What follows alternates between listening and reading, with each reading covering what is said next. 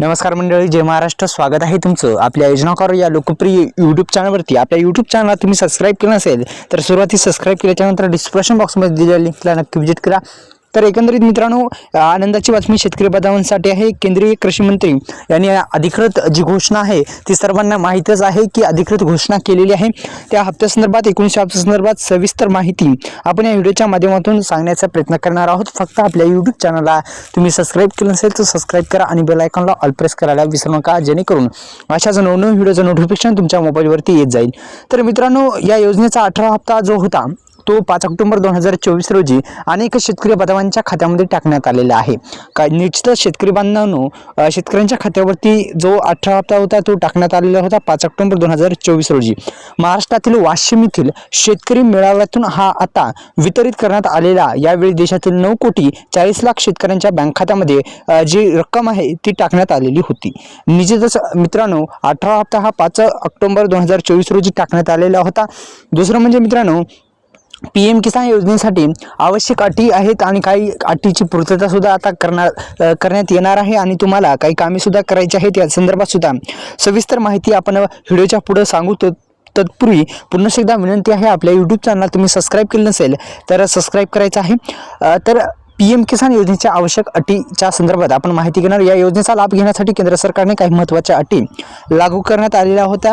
लाभधारी शेतकऱ्यांना लाभ घेण्यासाठी EKYC करणं गरजेचं आहे, प्रक्रिया पूर्ण करणं आवश्यक आहे. दुसरं म्हणजे लँड सीडिंग टिटलचा प्रॉब्लेम पण दुरुस्त करणं गरजेचं आहे. अद्ययावत भूमी अभिलेख असणं आवश्यक आहे. आधार कार्ड बँक खात्याशी लिंक असणं अत्यंत आवश्यक आहे. हे तिन्ही प्रॉब्लेम तुमच्या लक्षात आले नसतील तर पुन्हा एकदा मी सांगतो मित्रांनो, PM किसान योजनेच्या माध्यमातून देण्यात येणारा आता 19 हप्ता येणार आहे. सर्वांना माहिती आहे. आणि हा 19 हप्ता येण्यापूर्वी मित्रांनो 3 मुख्य जे प्रॉब्लेम असतात ते असतात. एक म्हणजे EKYCचा प्रॉब्लेम असतो, दुसरा म्हणजे लँड शेडिंग स्टेटसचा प्रॉब्लेम असतो आणि चौथा म्हणजे आधार शेडिंग स्टेटसचा प्रॉब्लेम असतो. निश्चितच आपल्या सोप्या भाषेत सांगायचं झाल्यास मित्रांनो, तुम्हाला सोप्या भाषेत सांगायचे झाल्यास मित्रांनो, आधार शेडिंग स्टेटस म्हणजे आधार कार्डला बँक लिंक असणं अत्यंत गरजेचं आहे. हे झाला एक प्रॉब्लेम. दुसरा म्हणजे EKYCचा प्रॉब्लेम. हा पण प्रॉब्लेम मित्रांनो तुम्हाला जे आहे, तुम्हाला OTP बेस्ड EKYC जे आहे ते पूर्ण करायची आहे. EKYCचा प्रॉब्लेम दुरुस्त होऊन जाईल. लँड शेडिंग स्टेटसचा प्रॉब्लेम, जमिनीची पडताळणी हा जो प्रॉब्लेम आहे हा पण दुरुस्त असणं गरजेचं आहे, जेणेकरून येणारा हप्ता तुमच्या खात्यामध्ये योग्यरित्या जमा होईल. निश्चितच मित्रांनो, हा हप्ता तुमच्या खात्यामध्ये जमा होईल अशी आशा आहे. आणि येणारा 19 हप्ता शेतकरी बांधवांच्या खात्यामध्ये 2000 रुपयाचाच येऊ शकतो, कारण की अद्यापही शेतकरी बांधवांच्या खात्यामध्ये वाढून येणारी रक्कम जी आहे त्या अद्यापही निर्णय जो आहे तो झालेला गेलेला नाही. तर निश्चितच मित्रांनो, PM किसान योजनेच्या माध्यमातून येणारा आता 19 हप्ता शेतकरी बांधवांच्या खात्यामध्ये येणार आहे. आणि राज्य शासनाने या अटी पूर्ण करण्यासाठी अनेक मोहीम सुद्धा राबवल्या आहेत. सध्या राज्यातील 96,99,000 जे शेतकरी आहेत त्यांची नोंदणी पूर्ण झालेली आहे. मात्र अजूनही 4 लाख शेतकरी या अटीमध्ये बसत नसल्याचे चित्र दिसून येत आहे. देशातील जे शेतकऱ्यांसाठी मोठा आर्थिक लाभ. तर निश्चितच मित्रांनो, कारण की PM किसान योजनेच्या माध्यमातून देण्यात येणारे हे पैसे जे आहेत ते शेतकऱ्यांसाठी एक निश्चित फलदायक ठरत असतात आणि शेतकऱ्यांसाठी एक फलदायक, कारण की मोठा आर्थिक लाभ त्यांना भेटत असतो. आणि PM किसान योजनेअंतर्गत केंद्र सरकारने आतापर्यंत 11 कोटीहून अधिक शेतकरी बांधवांना 3 लाख कोटी रुपयांहून अधिक रक्कम हस्तांतरित केलेली आहे. ही रक्कम शेतकऱ्यांना थेट DBT मार्फत मिळत असते. निश्चितच मित्रांनो, DBT मार्फत हे जे पैसे आहेत ते शेतकऱ्यांच्या बँक खात्यामध्ये जमा होत असतात. मित्रांनो, PM किसान योजनेच्या माध्यमातून देण्यात येणारा आता 19 हप्ता थेट शेतकरी बांधवांच्या खात्यामध्ये येणार आहे, सर्वांना माहिती आहे. पण निश्चितच मित्रांनो, येण्यासाठी तुम्हाला ते 3 प्रॉब्लेम दुरुस्त करणं अत्यंत गरजेचं आहे. तुम्ही सांगितल्याप्रमाणे हे तिन्ही प्रॉब्लेम दुरुस्त असणं गरजेचं आहे, कारण की हे तिन्ही प्रॉब्लेम जर दुरुस्त असतील तर निश्चितच तुमच्या खात्यामध्ये पैसे येणार आहेत.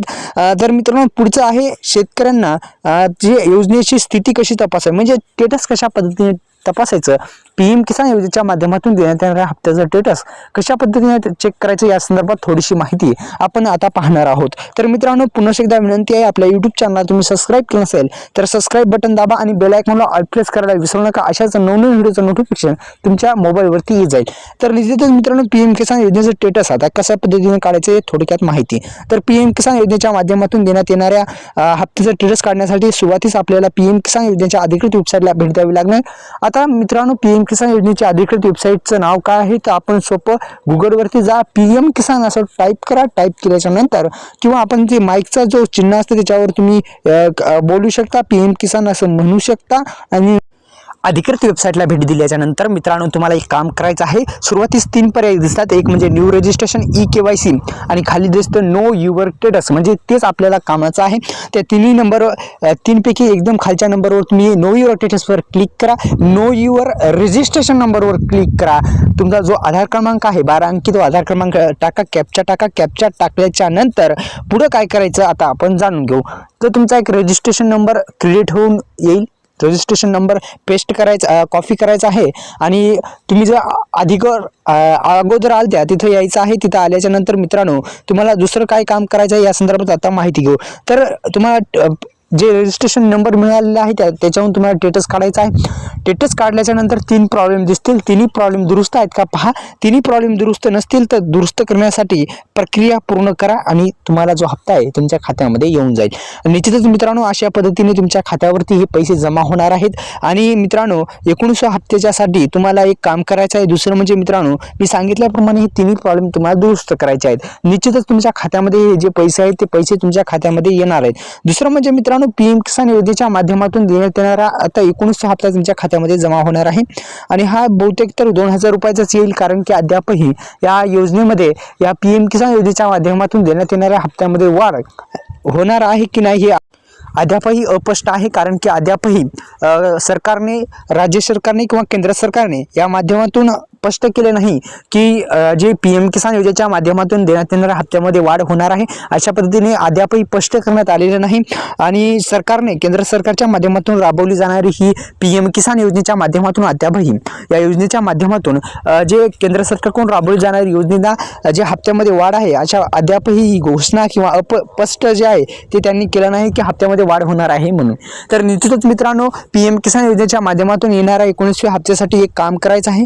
ते म्हणजे आता अनेक म्हणत आहेत की फार्मर ID म्हणजे ओळखपत्र, शेतकरी ओळखपत्र, आपल्या भाषेत सांगायचं झाल्यावर शेतकरी ओळखपत्र हे आता कुठे काढायचं या संदर्भात थोडीशी माहिती. कारण की आता कोणतेही योजनेचे पैसे जे आहेत ते कार्ड जे आहे ते अत्यंत लाभदायक ठरणार आहे. कारण की त्याच योजनेचा फायदा घेण्यासाठी ते ओळखपत्र काढणं अनिवार्य केलेलं आहे. त्या अनुषंगाने मित्रांनो थोडीशी माहिती देणं गरजेचं ठरेल. कारण की अनेक शेतकरी बांधवांना माहिती नाही की फार्मर ID म्हणजे काय. तर आपल्या सोप्या भाषेत सांगायचं झाल्यास एक ओळखपत्र आपण त्याला म्हणू शकतो. तर मित्रांनो फार्मर ID काढण्यासाठी आपल्याला CSC सेंटर, ऑनलाईन सेंटरवरती भेट द्यावी लागेल. आता ऑनलाईन सेंटरवरती भेट दिल्यानंतर त्यांना म्हणायचं की आपल्याला फार्मर ID काढायचा आहे. फार्मर ID तुम्ही काढू शकता CSC सेंटरवर. अधिकृत CSC सेंटर जे आहे त्याच्यावर तुम्ही जाऊ शकता, ऑनलाईन सेंटरवर जाऊ शकता. गावामध्ये राहत असाल तर गावामध्ये CSC सेंटर असतं तिथे जाऊ शकता, किंवा आपल्या नजीकच्या शहरात जाऊ शकता तर शहरी ठिकाणी जाऊ शकता, किंवा आपल्या गावामध्ये सुद्धा तुम्ही काढू शकता. तर निश्चितच मित्रांनो PM किसान योजनेच्या माध्यमातून देण्यात येणारा आता 19 हप्ता थेट शेतकरी बांधवांच्या खात्यामध्ये जमा होणार आहे. जय महाराष्ट्र मित्रांनो, धन्यवाद.